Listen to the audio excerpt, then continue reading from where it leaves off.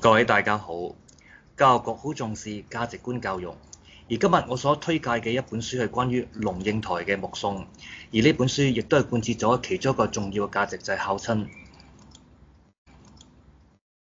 作家龍應台出生於中國台灣省，佢係當代知名嘅作家，曾經俾著名嘅詩人余光中形容佢為文壇為華語寫作嘅一股龍捲風。主要係講述親情嘅重要意義。作者通過細膩嘅手法表現出嚟嘅濃厚嘅親情。佢借助佢三個身份，即係母親、子子、女兒，講述佢對生命嘅熱愛同埋尊重。而書中亦都寫咗父母慢慢離去同埋兒子離別嘅時候透露出嘅憂傷。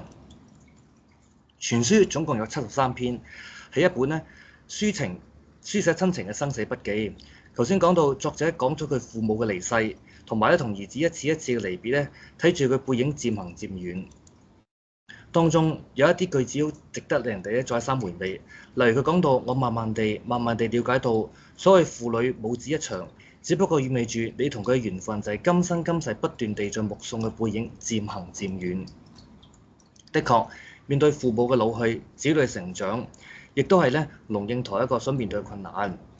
所以佢認為父母終究會老去，子女亦都終究會成長，而時光嘅流逝嘅結果就係死亡同埋離別。你唔能夠阻止呢啲事情發生㗎。所以子女嘅成年之後固然悲傷，但亦都係人生所必須要嘅經歷嘅階段。所以作者又講到，所謂人生不過係一場一場嘅離別。人嘅一生從生到死，總係要經歷種種嘅生離死別。父母子女海內同伴，始終一日都會離你而去。所以各位同學，千祈唔好等到父母老去之後先至係後悔。終有一日我哋會面對佢嘅離世。所以喺呢段期間之前我哋應該要好好照顧父母、愛護父母。呢個亦都係作為我哋子女嘅責任。呢個中華傳統嘅重要價值，孝親。多謝各位。